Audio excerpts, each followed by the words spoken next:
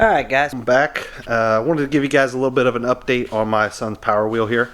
So we ran into a little bit of an issue, to say the least. So we put that 18 volt or the M18 battery in there. Things were going pretty good for a little while, running around fine on about a half charge. It was showing about 18.5 volts or so. We went ahead and put a fully charged battery in there. Started running into some issues. So with a fully charged battery, we were seeing close to 20.5 volts or so. And well, let me just show you guys here. There's basically a motor controller that links with the remote. The remote would not link at 20 volts. Anything under that worked fine, so we jumped in, turned the motor controller down, tried to get him back out there riding around, and here's the control board. And as you guys might be able to see if we can get that focused in there. As you guys can see, we actually smoked this thing pretty good. Small fire underneath the seat there. Thankfully we had the seat off and everything along those lines, so there was no issues there, other than, like I said, small little fire, which I caught immediately and was able to unplug it. Well, we've got some more upgrades for it now. So we went ahead and picked up a 24 volt controller. Came with a new remote and everything. That's going to take care of our issue there with smoking some components. And then one of the last upgrades we're going to do is we've got some new drive motors and everything here, gearboxes and everything. These are 24 volts. So these are going to be perfect for, you know, the new battery upgrade. We're not going to have to worry about burning up a motor. But the big upgrade to this is the stock motors. They turn 9,000 RPMs. And 9,000 RPMs is probably, you know, plenty. We've driven this thing around already, and it rips on 20 volts. But these motors turn 35,000 RPM. Or 30,000 RPM. I don't remember. I'll have to look again. But anyways, these are going to be a big upgrade alone. Those are going to take this thing up to, we're going to be able to run about 6-7 miles an hour in this thing. So I'll show you guys a little bit of what we've done so far. So right here is our motor controller. We actually went ahead and mounted that so it's face down. So you can see underneath here we have access to the motor controller. We can go ahead and just turn that voltage down or up right there and not have to mess with too much. This is our new 24 volt controller. So what we do with this thing is everything's just pretty much plug and play. The only difference we had to make is these wires right here go to your steer motor, and they were reversed. So just snip the wires, you know, use some butt connectors there with heat shrink, and we're good to go. So I'll give you guys a little bit of a rundown here real quick on how this thing runs with the with a fully charged M18 battery on it. It's actually pretty rowdy now. I'm definitely a lot more impressed than with a half charged battery. This thing actually rips. It will do burnouts in the garage. If you get certain spots where you can actually get enough traction, this thing will actually pick the front tires up off the ground. It's pretty wild. My son is enjoying the absolute crap out of this thing. There we go.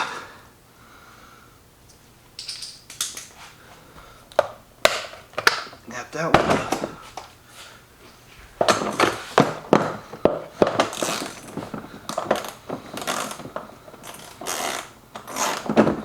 There we go.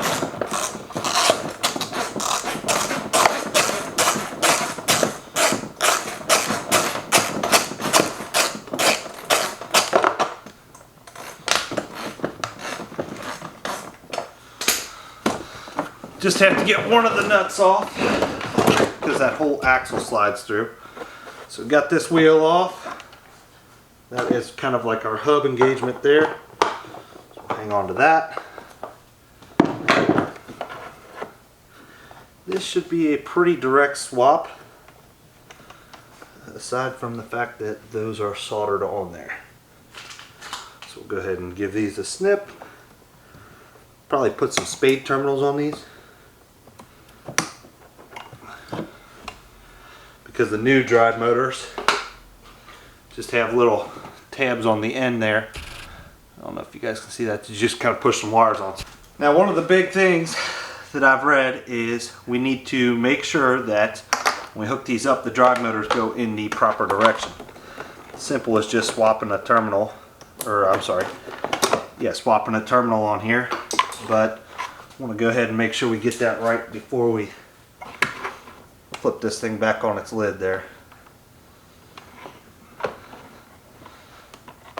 There we go. Push that through. Put them on there.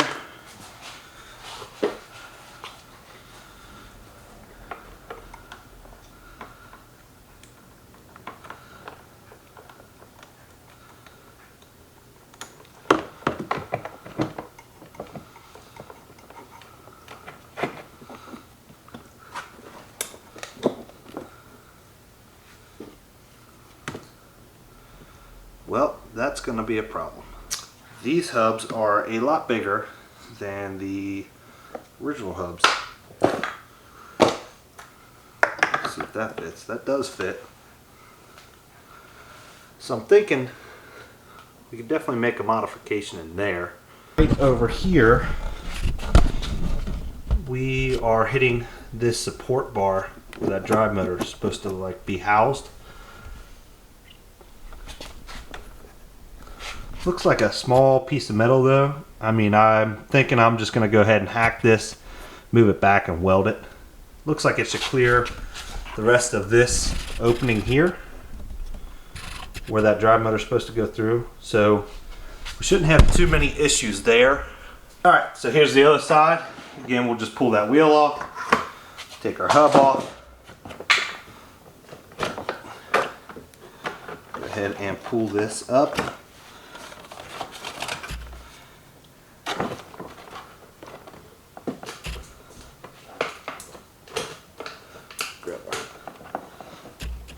Needle nose there, or our little flathead there, to go ahead and pull this connector off. And this hub is out. Alright guys, so we are back. What we're going to do is we're going to go ahead and take off this axle here, cut these little hoops off, slide them back a little bit, weld them on. Finally just went ahead and picked up the stuff from my parents' house that my brother took, the argon tank and everything. So we'll go ahead and zip this off real quick and we'll weld that up and get these motors in so that my son can go actually drive this thing today. He's been seeing it out here in the garage and getting upset he can't be in it yet, so.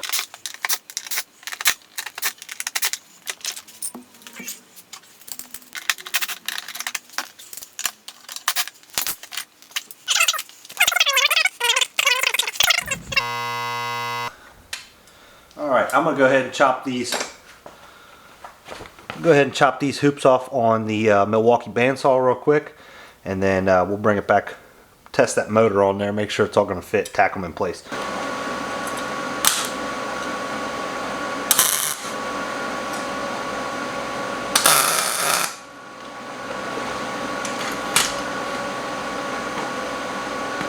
Making sure we're quick to go ahead and pull that motor out there. I don't want to melt that or burn it up or anything like that. Go ahead and swap sides here.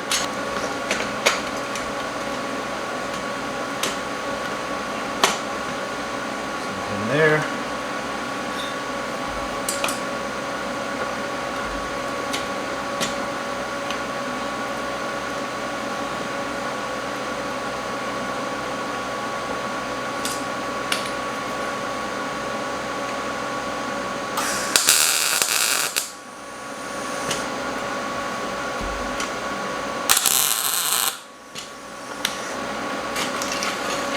All right.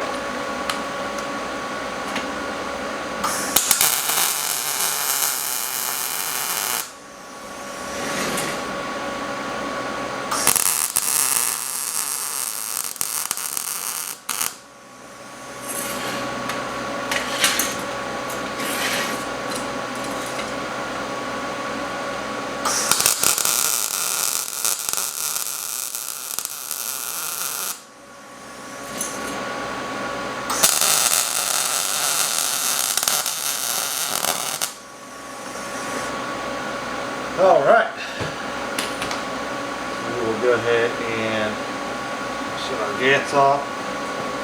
Let that cool down for a minute. We'll go ahead and weld up on, or spray paint on it. I'll show you guys these welds here. Came out pretty good. Went ahead and welded it on both sides. It was just a tack weld before, so I'm sure all of this stuff will hold up. Still got some pretty good heat to it, so we're going to let it cool down for a minute before we weld it up, or before we spray paint it up. Just want to spray paint it so that way it doesn't rust out on us or anything like that. Alright guys, so we got that cooled down enough. Went ahead and touched up the paint on it, and we are going to go ahead and throw this back on real quick.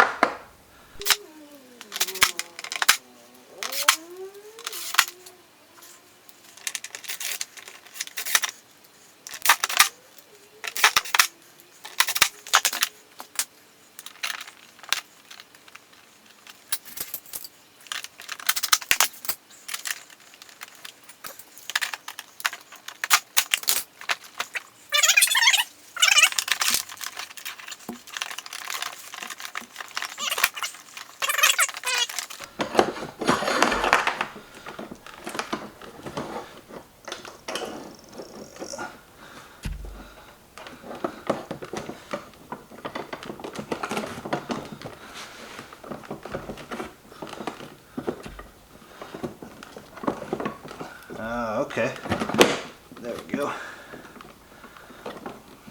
We'll have to make sure that those motors actually clear there where we're the little cutout at the plastic here. If we need to trim some of that, might be able to just file some of that down if it's in the way. Seems a little close, but I think it's going to be good. So we'll go ahead and get our wheels back on now, hopefully for the last time. Alright, we got the one for this side. Little drive hubs.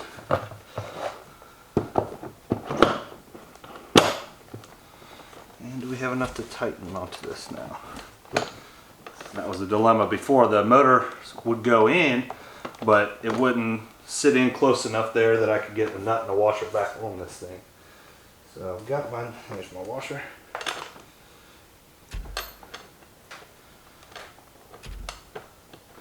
Who would have thought we'd be modifying or welding on a power wheel that's 95% plastic? Yeah, that's what happens. Yeah. Another socket.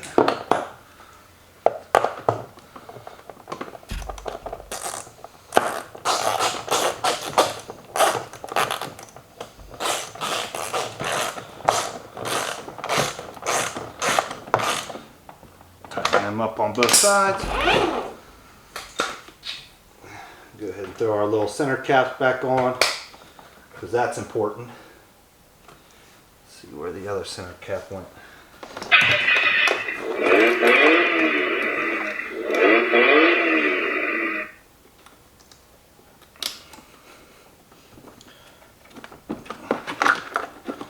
Hook up this side's motors. Alright, so we got forward. This one's going the right direction. This one is not. So I'm going to swap the motor leads on this real quick.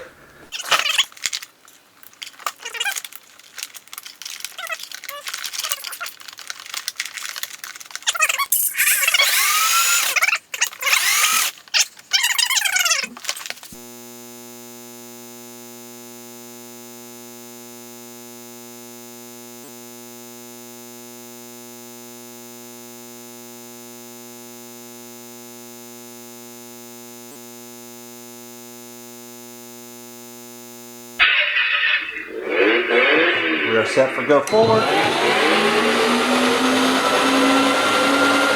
And both wheels go forward. Test reverse. Make sure the motors are working.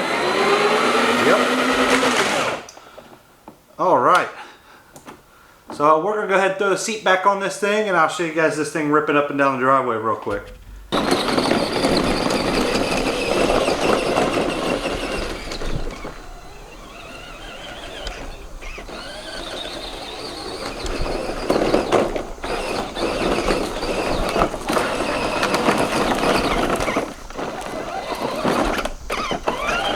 Yeah, that's pretty terrible driving. Trying to hold the camera in one hand and drive, you need both of them to hit forward, reverse, and oh, that was doing burnouts there.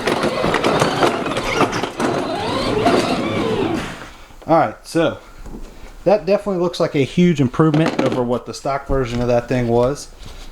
All right, so I'm gonna tell you guys right now, that is a huge improvement over what that thing originally did. That thing struggled to come up the yard with a factory battery in it.